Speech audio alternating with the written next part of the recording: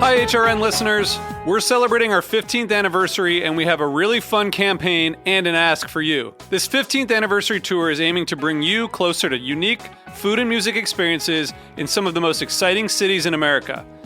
All the while, we're raising funds to support our work empowering the next generation of food systems storytellers through our fellowship programs. Here's how it works. Donate to HRN and be entered into a raffle in the city of your choice to win a dinner for two at a noteworthy restaurant and tickets for two to a concert at a prominent local venue. We have incredible partners in New York, Los Angeles, Philadelphia, Nashville, Las Vegas, Charleston, Asheville, and Ardmore, Pennsylvania, who have donated a meal for two and two tickets to a concert of the winner's choice. And all donations help fund our fellowship programs, where we're helping to build essential workforce readiness skills and food system storytelling skills. Check out heritageradionetwork.org/15 to donate and enter to win today. That's heritageradionetwork.org/15. Thank you. You're listening to Heritage Radio Network. HRN is food and beverage radio supported by you. Learn more at heritageradionetwork.org. This episode is brought to you by Roberta's, home of Heritage Radio Network for 10 years. Learn more about Roberta's at robertaspizza.com. So you don't shun the devil with your rock and roll load. Knows that country music's gonna save your soul. The devil finds his groove in them rhythm and blues that sound. It's gonna get you sun in the air. Welcome back to The Speakeasy. I'm Damon Boelte. I'm Greg Benson. Sother Teague's out of the studio this week, so it's just you and me and our awesome guest that we'll bring in a moment. But what's been going on, Greg? Just the Sunshine Crew. I'm good, man. It was St. Patrick's Day last weekend, so right. I live in a pretty big like Irish and Italian neighborhood, so I celebrated. I went out to an Irish bar that's been in my neighborhood for almost 100 years now. Nice. Got a really nice sort of Tiffany glass divider that used to separate the civilized diners from the front from the rowdier crowd in the back. The bartenders all like to tell you that it used to separate the men's half and the women's half of the bar, but that's a bit of an urban legend, but a fun one. And yeah, I celebrated I went out, I had one Guinness, I watched someone almost barf on the floor, and then I went home and was in bed at a reasonable hour. That's how I celebrated St. Patrick's Day, man. What about you? That's great, man. That's you checked all the boxes, basically. I did the thing. Man, what did I do? My friend's band was playing. A couple of friends' bands were playing at our kind of like one of our local venues that has a kind of a newer life. It used to be called Perry's Silver Dollar Saloon, and now they just call it Perry's, but it's in downtown Fairfax. And we actually played. My band, the Lone Wolf Coyotes, played there a couple weekends ago. Been really busy with just all kinds of stuff, which is why I wasn't on the show the last 2 weeks. But of course, that's why there's three of us. So the show will go on if one of us has to step away, like Sother is today. But so we went to, my brother and I went to Perry's for my friend's early show from 6 to 8.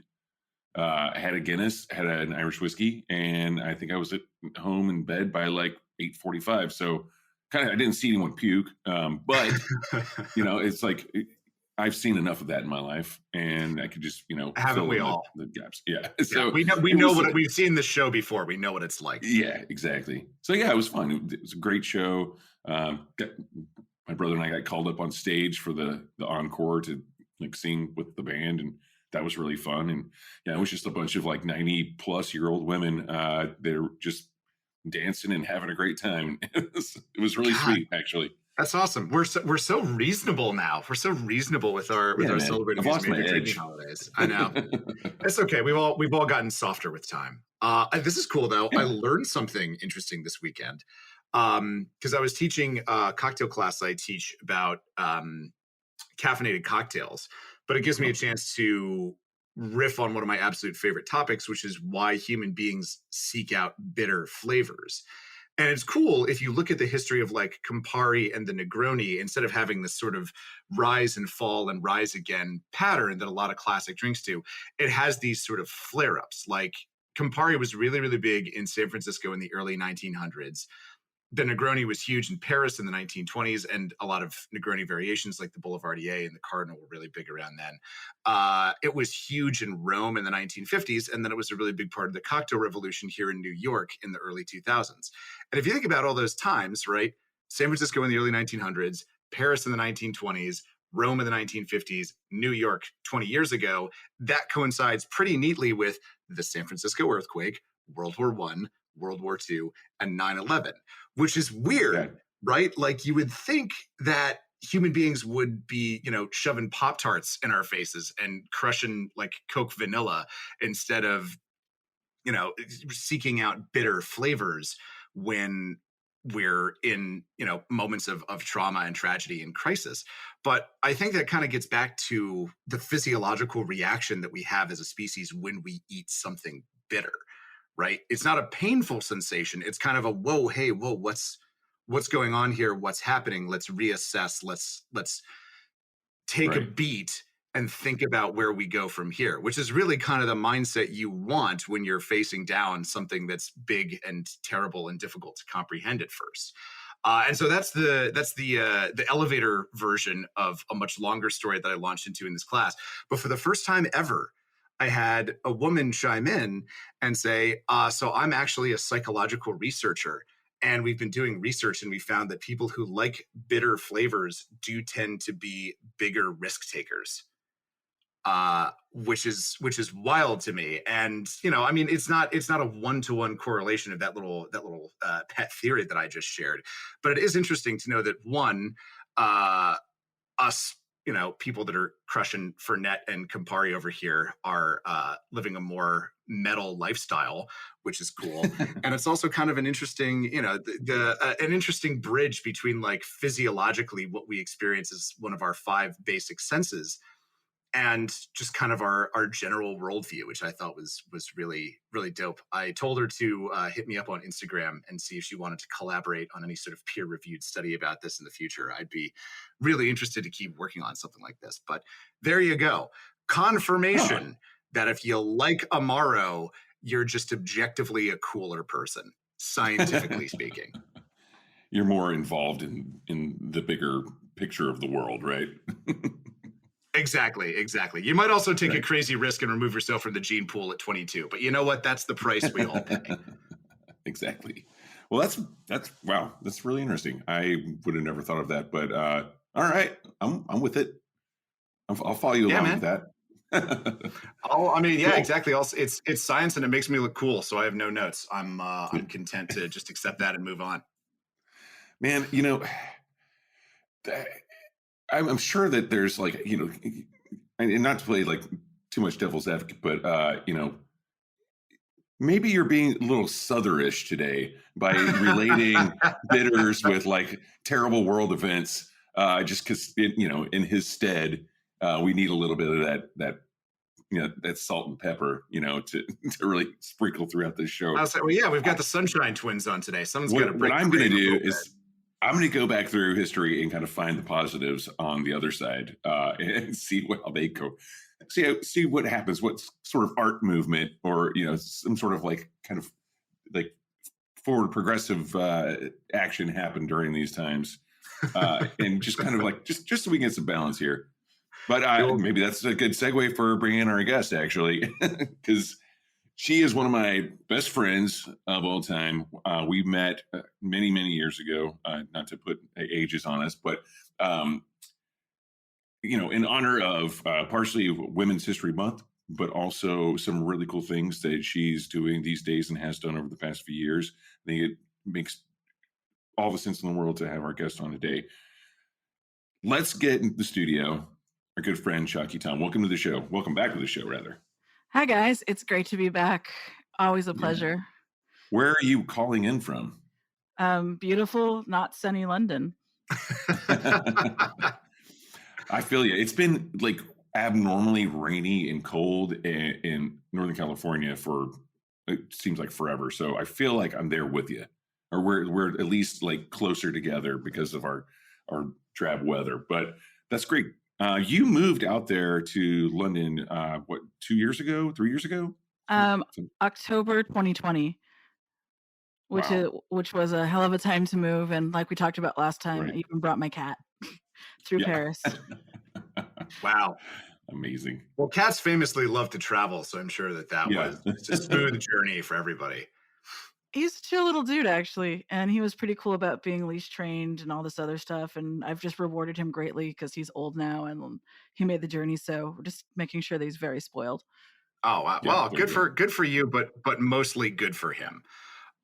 It sounds like he's reaping the rewards of a life well lived at this point. Yeah. So talk to us a little bit about what you've been up to. The last time we had you on, you were working. It had a different name, but you were doing a little bit of a pivot, our least favorite word. But you were working on kind of let's call it a reorientation with what is now known as Doommersive. So fill us in on what's happened since the last time we had you in the studio. So since we did that last, we changed to Doommersive because, again, like I said, changing the name from Doom Tiki to Doommersive was part of just like our greater goal of just leading by example. And while I still do a few of the pop-ups over the year, like last year I did one in London, I did one in Washington DC at the Green Zone, I did one for Going Up in New York.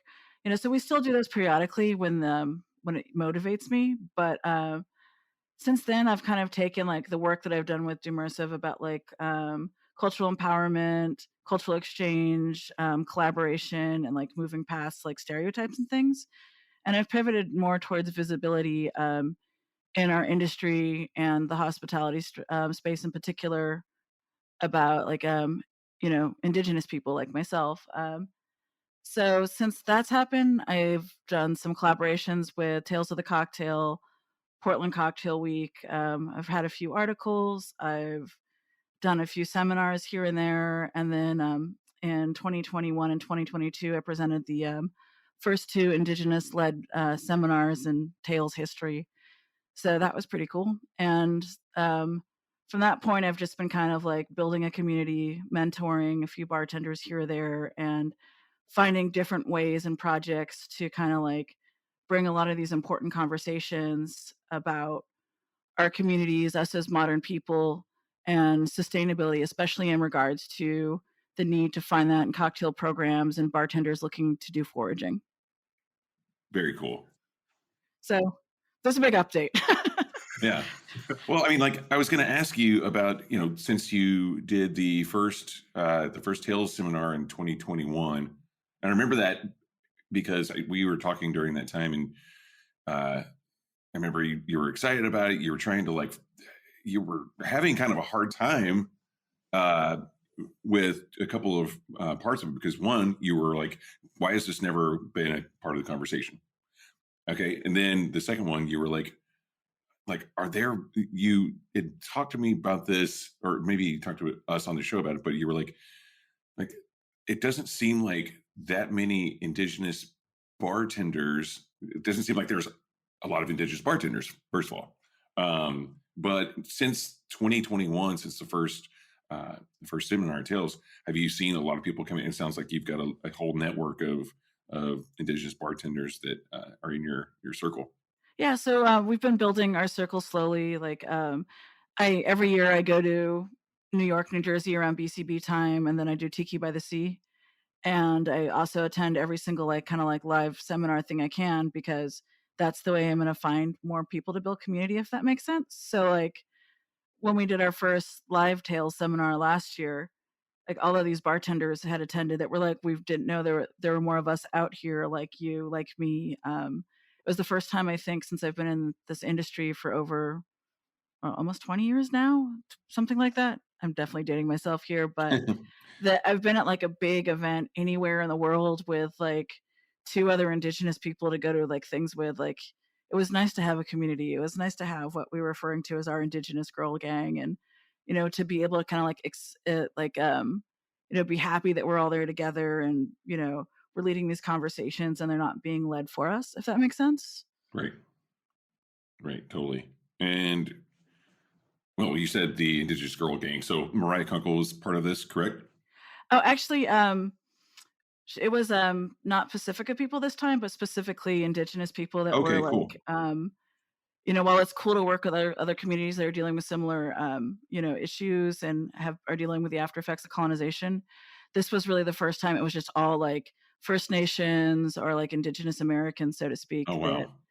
Yeah, and I mean, it's taken me this long to kind of get that together, so it was just super exciting, and we had a good time, and we had a lot of fun, and it was nice because, people were just like, "Oh, there's more than one of you? That's so cool." And I was like, Right. "You have no idea."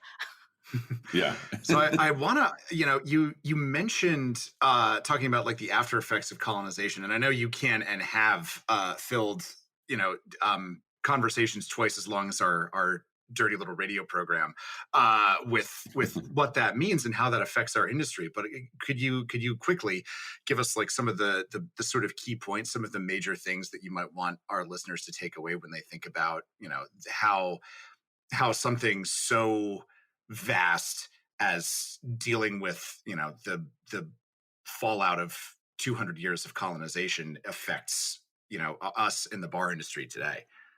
I mean, it even starts even bigger than that. Like, it goes back to first contact when corn had been cultivated for centuries in Mexico, and that got taken back to Europe and has really changed the whole course of the world, becoming like one of the top three most important grains that all societies kind of depend on. And then, even prior to like invasion, there were all of these ancestral fermented beverages, which I've been really spending a lot of time researching, that were made all the way from like South America on up into like Alaska, everything from like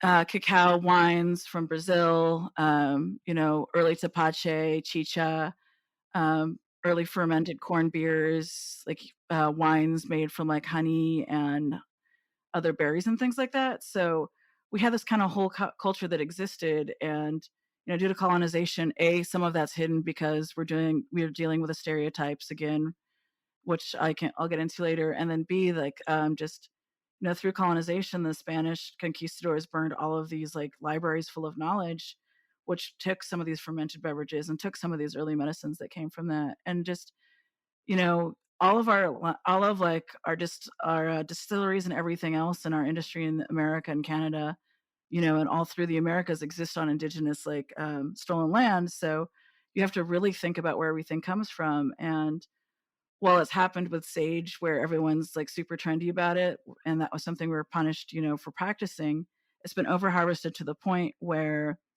we can't even get enough for our own religious purposes. So as more bartenders like look to Columbus or discover these ingredients, there's like a real need for conversations about community involvement and researching, especially for safety things, with the people that know it best. So that's just the tip of the iceberg.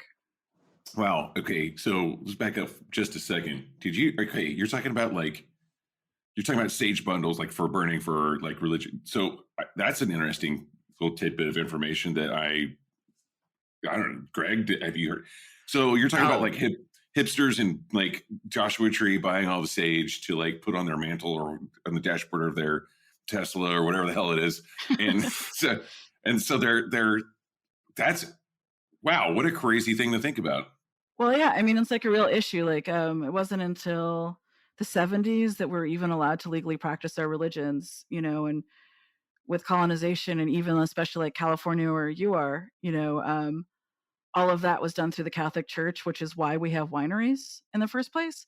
So, um, it's like a really like kind of like sad cycle where a lot of like illegal immigrants who are indigenous themselves will come into California, they'll poach it, it gets sold by other places, places that like my family would secretly pick this and do everything the correct way that you're supposed to for generations has been like just completely destroyed. So like by doing that and supporting that, you're like actually harming us. And the way I was raised, you were never supposed to buy sage. It was supposed to be given to you, and given to you Right. by somebody that got it in the right way. So like, I don't know, that's a lot of bad energy out there. And even to the point where we're doing like a lot of things towards food sovereignty, where we claim like our traditional foodways. Some of the California recipe books would have sage in them, but people don't want to even publish them. So like it just doesn't get taken, something else doesn't get taken instead. So it's cultural preservation in that sense. Wow. The thing that you burn in your new home to ward off bad energy is creating more bad energy because of cultural appropriation. Damn, that's heavy. Yeah, I mean, same thing with like Palo Santo, which is why I've always Right. kind of like avoided in cocktails because I'm like, that's again being used to the point where the people that actually use it in a religious manner don't have access to it. So Right. it's just, something you wouldn't think about because it doesn't affect you in particular. But once you know about it, it's kind of a real bummer. Yeah, it is. Man. So, yes. So, taking that in mind, a lot more bars are doing foraged and local programs.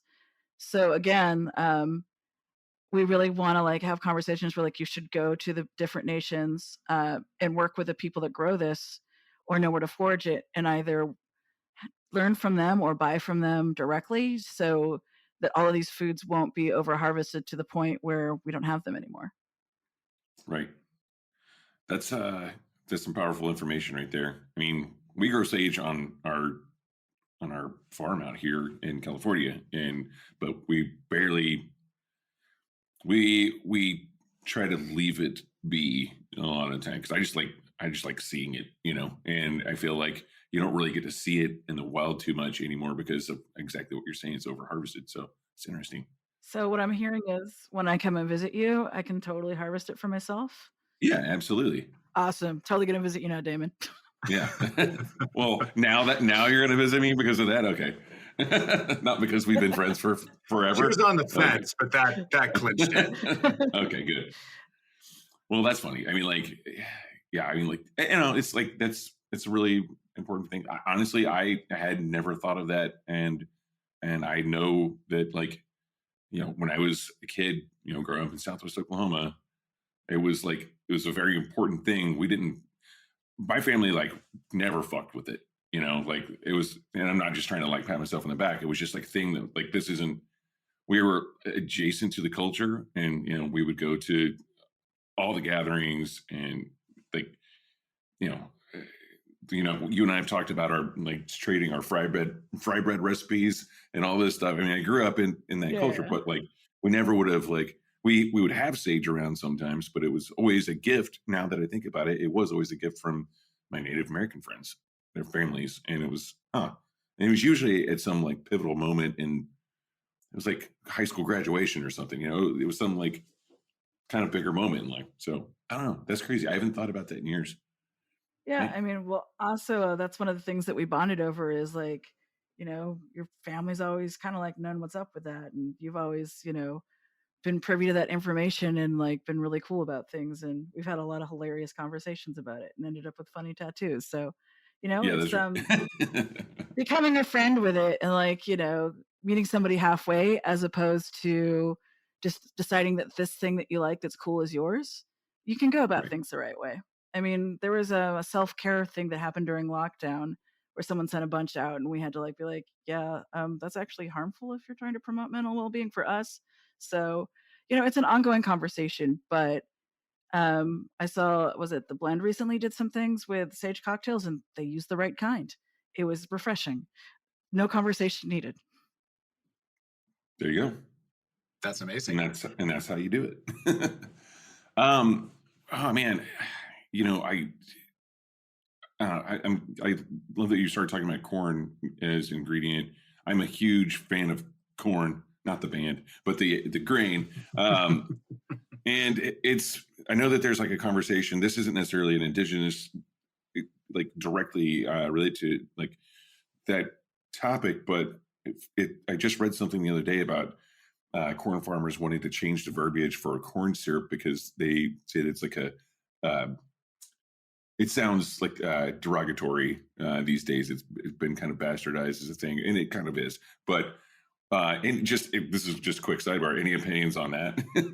Well, I mean, corn is just like such a kind of weird subject right now because you have all of these great like Mexican farmers and like the companies that we're working for that are sponsoring like Abasolo and Nixta that are like, using ancestral corn varietals and things that have been going on for like thousands of years and preserving that. You have like indigenous farmers or seed guardians in the States that are protecting certain things. And like even a Dene friend of mine, Danielle Gold, who still makes like a steamed corn that's like a way to preserve it. And then you have all these kind of big corporations changing it. And then on top of that, you have like different breweries and then distilleries trying to like kind of reclaim these corns for use in like their products. So there's just like a whole bunch of conversations going on, but again, not enough of them kind of involve the people that cultivated it and know it best, if that makes sense. Right. Yeah. That makes perfect sense, actually. And even its impact outside of the Americas, like in Ireland, where you know, a lot of it goes into the whiskeys there, you know, that like helped the industry there in a lot of ways. So it's kind of interesting to see how big it's spread and how important it is and how many products we make from it. Right. Yeah. Delicious products. Yeah, exactly. Yeah, and a lot of those, you know, the Abasolo is amazing. It's an absolutely delicious whiskey, and I'm glad that it exists. But all of this conversation about like, you know, making sure that we, you know, harvest these things the right way, and that we, you know, respect the natural balance of the ecosystem so that we can continue to enjoy things like sage and corn in the future reminds me of, you know, perhaps the conversation that I've heard the most about this is the one around agave. And you're doing something interesting with Cascabel these days. Is that right, Chalky? Yeah, I've been working with them. They're a tequila brand that's started in the UK that will be launching in the US. And we've been doing a lot of classes on like indigenous ingredients of the Americas and just introducing people to like, you know, how these ingredients have traveled and how we use them every day and how they're used in your cocktails, particularly in regards to Mexico, and just, you know, just learning about different uses and different culture that goes around that. And then we're going to be continuing that work because I've been doing some sort of like, not ambassador, but more like advocacy stuff for them. And so it's been really interesting to kind of introduce this information to like Europe. And they're also doing some great work with the communities that grow the agave and produce everything for them as well. So it's been a really good collaboration. Yeah, because I mean, the thing that I know about agaves is that, you know, every time I see a news article about them as a species, it's rarely good news. It's like, you know, the gene pool for blue Weber agave is getting dangerously low, or like we're over harvesting these wild agaves because of our insatiable lust for mezcal. So how do we, and I know I'm asking you a lot of unfair questions today. This is my favorite type of interview where I ask people to solve problems in let's call it 45 minutes that have been plaguing the world for decades. But how do we not do that? What is a better way to kind of think about these spirits and reframe our thought process in terms of where they come from, how we harvest them, and ensuring that we can still drink tequila and mezcal and raicilla, you know, 20 years from now, and we haven't harvested them into extinction? Well, it's one of those things, and I think especially it pertains towards New World Spirit categories, for lack of a better term, like especially with your bourbons and your rums as well. There's just not as much of a valuation on them as opposed to like Eurocentric ones, like the whiskeys and gins and, you know, like cognacs and things here that have been more established. So even having that consideration is one of the starting points. The other one is to work with the communities that produce everything and listen to them about stuff. And, you know, like understand that if you get every single farm in tequila to grow, like, you know, agave, then they're not going to have food, and that's going to create other issues. So, you know, looking at bigger community impact, and again, with GIs and things like that, allowing them to kind of lead the path and how things are done. So, I mean, it really doesn't work unless you start at the smallest, most local level. I love that. You know, it kind of gave me a little bit of, you know, we were talking about this. It just gave me a little bit of a flashback, like Greg, what you were saying to kind of get this information out of Chalky. I was at Chartreuse about 4 years ago, and it was a really amazing trip. But they were like, dude, you fucking American bartenders need to stop using so much Chartreuse because we can't keep up. And we basically only do this to pay for the monastery. And we're not going to start making like anymore. So it's going to become allocated. And now we're starting to see that. So it's kind of one of those things too, where it's like, you know, if we're over harvesting the blue Weber agave, it's like, man, like people are not going to slow down drinking, mezcal and raicilla. It's only going up and up and up, right? So really we might need to check ourselves on the way we drink too. No, totally. But also it makes me concerned because it seems like the solution to these problems is like, well, people just need to be more respectful and less greedy. And historically, we haven't been awesome at that. Exactly. No. But the thing is, it can't just be one or two brands doing it. It's going to have to be like a category size, solution. It's everyone's going to have to be involved in it somehow. It can't just be one or two brands to make the actual proper impact that it needs to. Right. Yeah, that's absolutely right. Well, hey, this is awesome. Let's take a quick break. You've got some stuff coming up soon that I want to talk about in the second half of the show that I'm really excited for you and excited about personally. But let's take a quick break here from our sponsors, and we'll be right back with our good friend Chucky Tom. Back in a moment. Every glass of wine tells a story.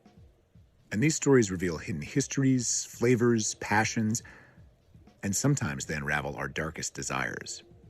In Wine Enthusiast's newest podcast, Vinfamous, journalist Ashley Smith dissects the underbelly of the wine world. We hear from the people who know what it means when the product of love and care becomes the source of greed, arson, even murder. Each episode takes listeners into the mysterious and historic world of winemaking and the crimes that have since become, well, Vinfamous. This podcast pairs well with wine lovers, history nerds, and crime junkies. So grab a glass of your favorite and follow the podcast to join as we delve into the twists and turns behind the all-time most shocking wine crimes. Follow Vinfamous on Apple, Spotify, or wherever you listen, and be sure to follow the show so you never miss a scandal. New episodes drop every other Wednesday. Cheers.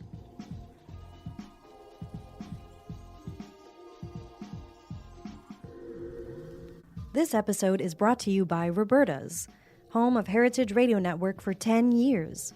Roberta's was founded in Bushwick in 2008 and has become one of the most iconic restaurants in the country. HRN made its home inside of Roberta's in 2009, and together they have become part of the DIY fabric of the neighborhood. Roberta's, the pizza restaurant, is open for lunch and dinner 7 days a week and serves much more than just the famous wood-fired pizzas. Their team dreams up new salads, pastas, and sandwiches on the regular. Roberta's Tiki Bar is alive and well in the back garden, serving up frozen drinks in the summer and hot toddies in the winter. Stop by the bakery and takeout spot next door for fresh breads, sticky buns, and pizzas to go. But Roberta's also extends beyond Bushwick, with multiple locations in New York City and now in Los Angeles. You can also find their frozen pies in grocery stores around the country. The spirit of Roberta's, like Heritage Radio Network, is everywhere. Here's to many more years of pizza-powered radio. Learn more about Roberta's at robertaspizza.com. And we are back. You're listening to The Speakeasy on Heritage Radio Network. And in the studio today, we have our good friend Chucky Tom, where we're talking about some things, some issues in the first half of the show of responsible use of ingredients or maybe some ingredients you probably shouldn't use, like sage sometimes. But you've been working on all this stuff for so long and really kind of changing the culture around the indigenous side of ingredients and cocktails and the bar and the bartenders. And you have something coming up soon, April 4th, I believe, right? It is April 4th. Yeah, cool. So you're going to be doing something that you're calling the Corn Silk Road. This is a series, actually. And you're doing this at one of the most famous cocktail bars in the world, the Little Red Door in Paris. Can you tell us about this event? I mean, I got the one sheet in front of me, and it looks really cool. I mean, I love these ingredients you're talking about, and I just want to hear about how you're going to present this show in this series. So tell us about the Corn Silk Road. Well, we're going to make Little Red Door the reddest it's ever been. I can make that joke. But so So Alex Francis, who works at Little Red Door, is a good friend of my husband's. And when I first moved to London, we all went out to like eat, and I didn't really chat with him much, but he invited me to go see the Little Red Door menu release at Lioness. And it was like their first menu that really used like all the like local ingredients. We're doing all the like, farm to glass kind of concept stuff, and everything was super sustainable. And there was this like great respect and understanding for, how things were produced. So after that happened, I kind of like mentioned some of the work I was doing around like food sovereignty and cocktails and things like that to Alex. And this has kind of, I guess, been forming in the back of our minds. And after presenting the last two seminars with at Tales, the one and last summer, like Alex Francis and I ended up like meeting up in New York for BCB in New Orleans and just kind of continuing this conversation. And after that last seminar that we led, he and I decided it was time for it. So what we're going to do is we're going to take 3 bartenders, including myself, that are indigenous from the US to Paris. And we're going to work with local ingredients from farmers that are of American origin that are now grown in Europe. And our whole cocktail menu is going to kind of just discuss like, and showcase ways that these ingredients that are from, the Americas that our people have relied on are part of the drinks landscape, and kind of use like different, use our backgrounds and flavors in different ways with this interesting cocktail technology and sustainability to showcase just, what the modern indigenous, beverage category could be. So we're super excited about it. We're going to lead a seminar, and people don't know things like quinine or corn, tomatoes, potatoes, various herbs, are all kind of indigenous based, mesquite, different kinds of, squash, pumpkin seed, all of these different things that are just like now part of our drinks landscape are from the Americas. And, when we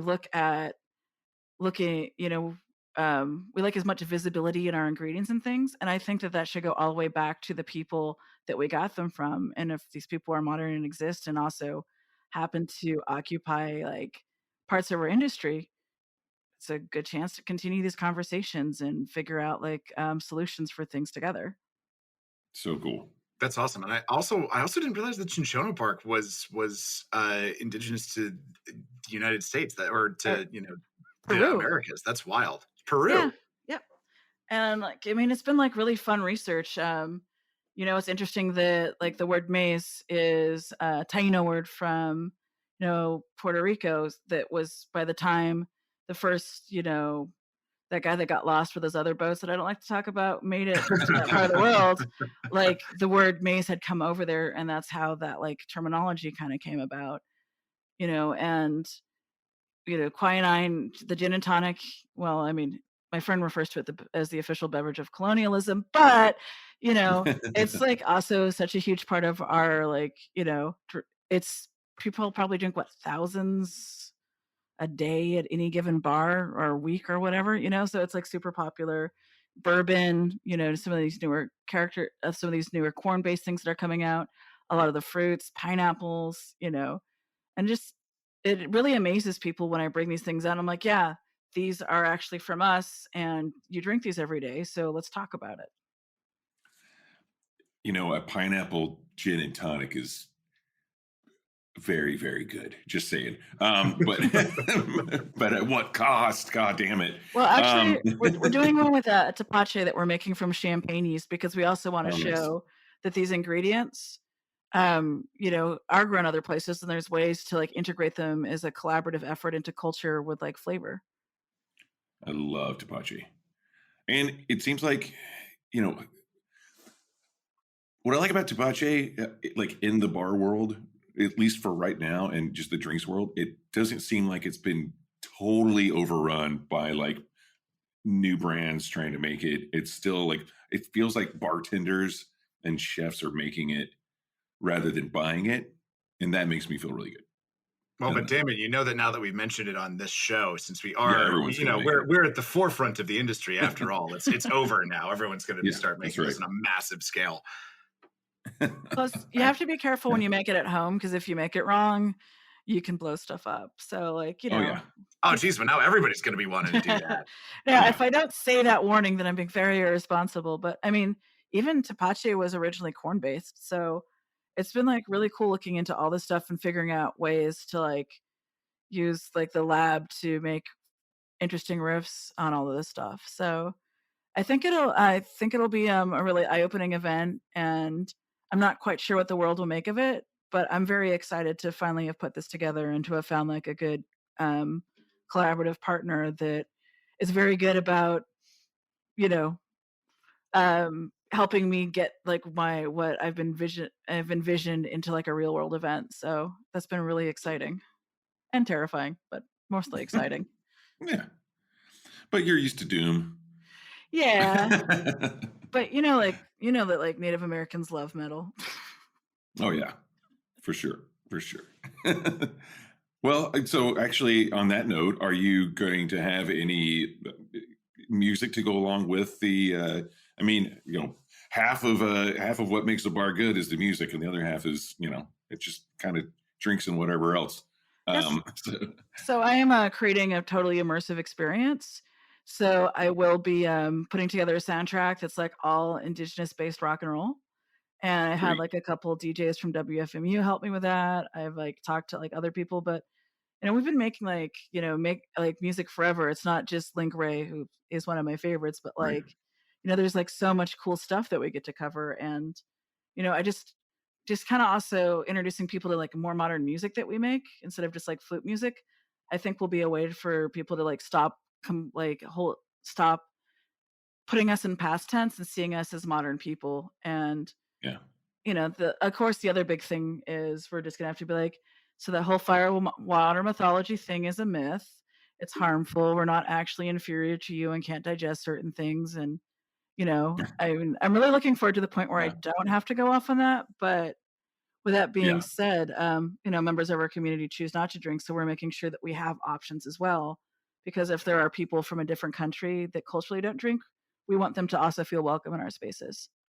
sure, Yeah, and I mean, this kind of brings me to like the biggest question that I have about this event is like, what are you personally expecting the reception to be? I mean, I am a product of the American public school system, and my knowledge that I gleaned from K through 12 about Indigenous history was mostly, it was small, and the small bits that I learned were wrong. And I'm just kind of wondering what you sort of expect the reception to be in a Parisian setting, and also kind of what is the brass ring scenario for you? Like, what would you like to get out of this, where you would see something that makes you think, wow, this worked exactly the way that I wanted it to, and I'm super happy. Well, first and foremost, I just want to get these conversations out here in a public place. And I'm also choosing to do it in Europe because America has had hundreds of years to collaborate with us in the drink space and they haven't. So maybe the US will pay attention if we're doing this somewhere else and like want to work with us in the same way. I mean, the most important and most authentic American drinks program is at Awamni in Minneapolis, the sous chef's restaurant.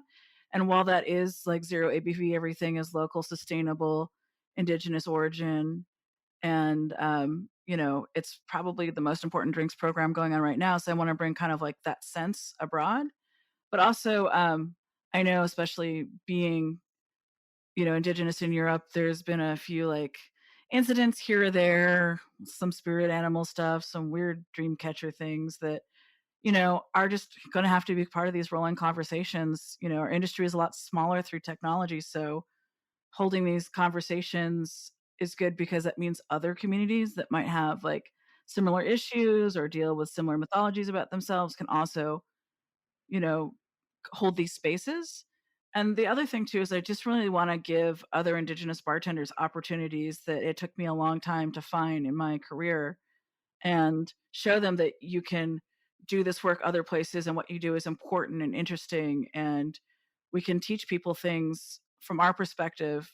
So I guess the biggest main goal is just creating that visibility and seeing evaluation placed in our histories and our flavors that the whole world uses, and creating that space that's for us on an international level and continuing to do it in different countries and with similar communities, like, obviously doing this with a Scandinavian bar with foraging would make sense. So just finding ways to have like these connections between cultures to make our industry better is, I guess, the angle. You're doing great work, Jockey. Yes. No one else could do it like you. Just total badass. Like really though, you have like blazed this trail, Yeah, I'm just happy people like support what I'm doing now because I've been screaming about it for years. So it's kind of cool. Yeah. Well, it's like I'm super excited about. I wish I could make it over there for these seminars, but I was going to suggest if you want to do this stateside, I know of a little bar that we could do it at. Just saying, and your way around that bar too. Oh yes, I do. Well, no, seriously. I mean, like, do you think Yeah, do you think this is something you're going to like take on the road after the Little Red Door run? Yeah, I mean, originally we were supposed to do a UK version. It just didn't fall into place, unfortunately, at the same time. So we have something something like that to do here. I'm talking about doing something in Ireland as well, just because there's an interesting history there that I find some similarities and parallels in. Definitely in Germany, because I think the modern indigenous identity there definitely needs to be seen with some of the stuff they got going on.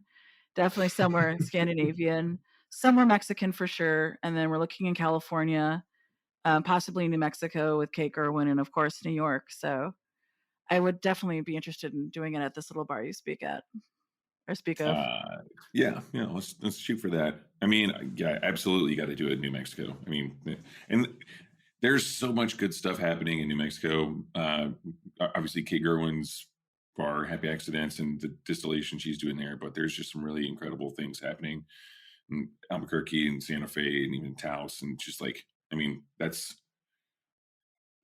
it's the best food in the country, I think. So why wouldn't it have these cocktails that go along with with that and with those ingredients that are so special? So yeah, very cool. And if you're in New Mexico, you should check out the Bow and Arrow Brewing, because it's the first female-owned brewery, I think, in the country that's Native American owned. And they like even found this Dene hop that's been used forever and have started putting it in their beer and have been doing like this native land beer where they work with breweries all around the Americas to do this IPA that tells the story of the land on whose land you're on. So like there is like a lot of cool stuff coming out of there. And also like with distillation finally being legal on like reservation land, there's some breweries forming, there's some wineries, there's more distilleries. So we are going to be a big part of this conversation in the future, and especially with like the casinos and things like that,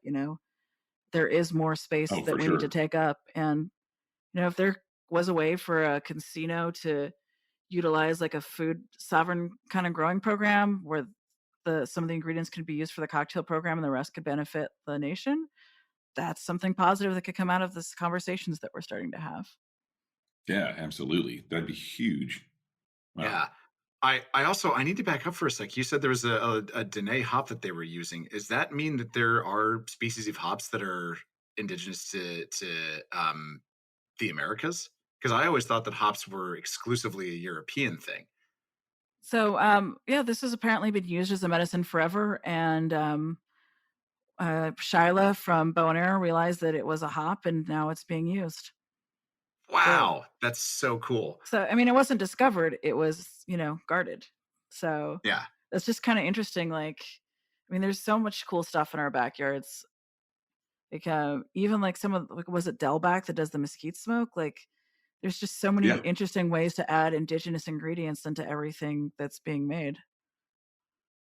Yeah, absolutely. Super cool. I mean, we have mesquite. So, I've been talking about this for years, and I got to just do it. Our family's farm in Southwest Oklahoma, I could make whiskey from start to finish on the land. We have mesquite trees everywhere. So I wanted to like do a mesquite whiskey, but there's a very clean kind of river that runs through it. So we've got water.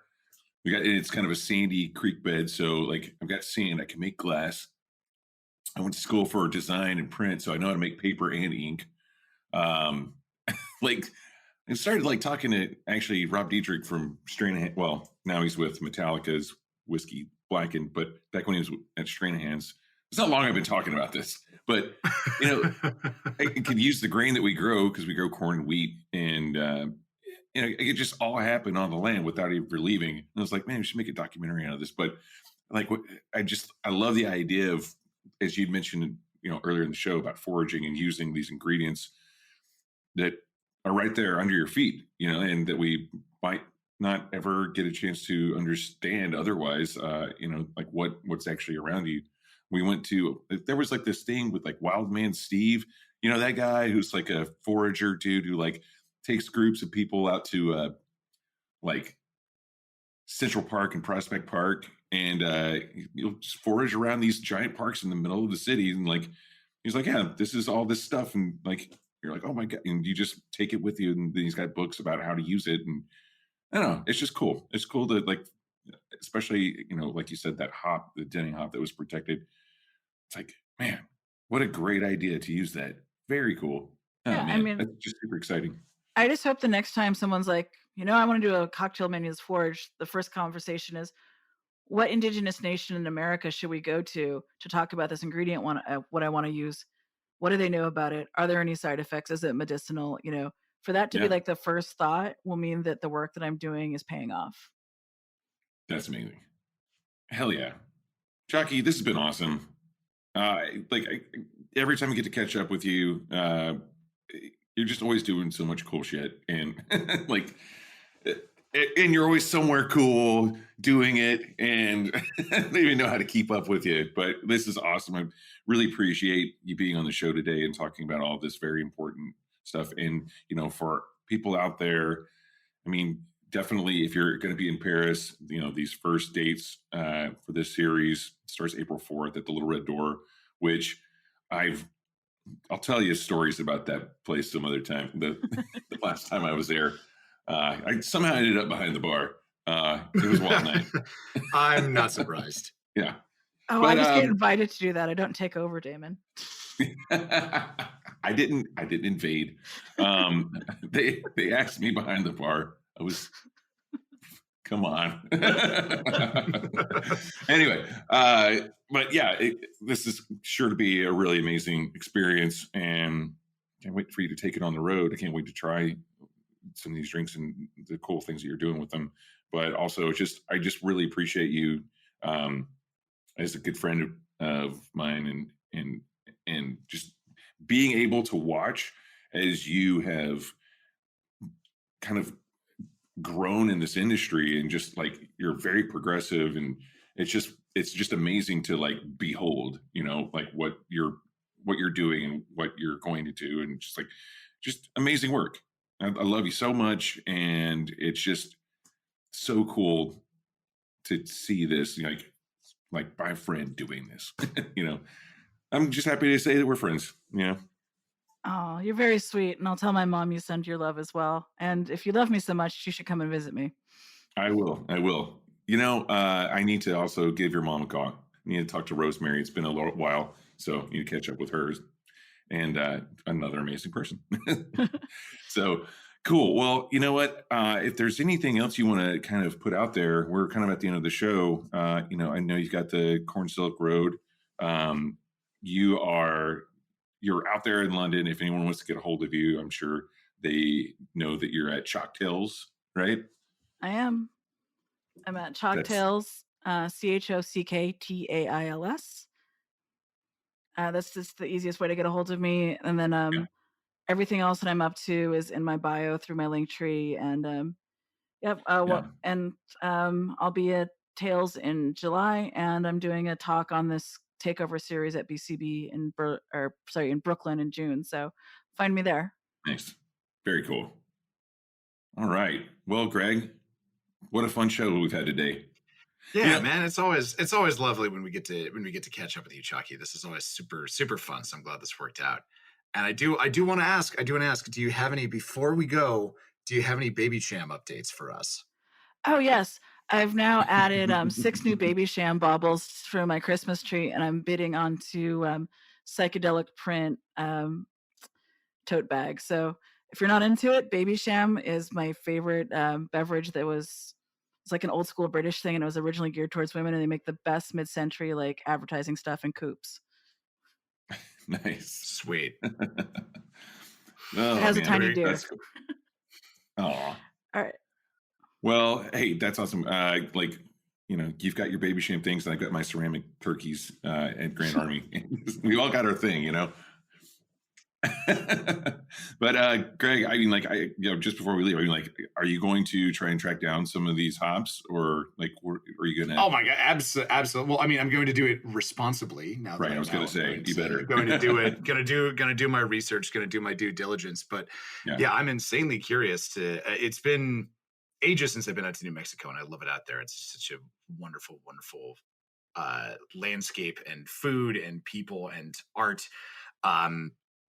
So I need to go and check out Bow and Arrow Brewing, and I'm very, very curious to try these things because it's I don't know, it's just another one of those bits of my knowledge of the world that I just sort of unquestionably went ahead and accepted the Eurocentric narrative. So it's actually really cool to know that there is something out there that could be, that New World hops don't have to be descendants of things from, the Czech Republic and Germany. They can be, from here and have evolved here over millennia. And I'm sure have a taste profile that I've never experienced before. And that sounds very much up my alley. So going to do a lot of tax deductible research on that. So thank you very much for turning me onto that one, Chocky. I'm looking forward to it. I'll introduce you. It's part of my Indigenous network. Oh, sweet. Awesome. Very cool. All right. Well, that's it for the Speakeasy this week. Check out many other programs like this one on Heritage Radio Network. And, I just want to say again, Chocky, love you. Thanks for being on the show. Can't wait to see you again soon, sooner than later. And keep up the good work. And on that note, everyone, till next week, cheers. Cheers. So you don't charm the devil with your rock. The Speakeasy is powered by Simplecast. Thanks for listening to Heritage Radio Network. Food and drink radio supported by you. Keep in touch at heritageradionetwork.org/subscribe. It's gonna get you some in the end.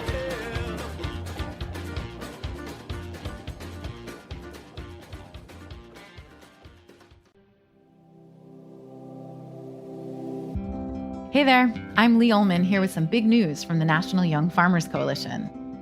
We're partnering with Heritage Radio Network on a special season of The Farm Report. It's all about what's happening with the Farm Bill and how it impacts farmers and eaters. I am growing diversified vegetables on land that's been in our family for 150 years. And so with the pandemic, gentrification, property values going up, we had to sell the land and we lost it.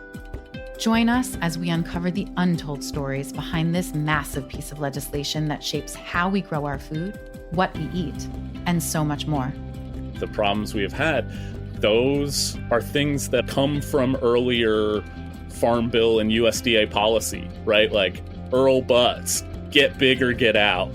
It's my responsibility to know not only what I'm eating, but then how that all came to be. And realize wow, this piece of legislation, all this money, it's technically something that I support as a taxpayer.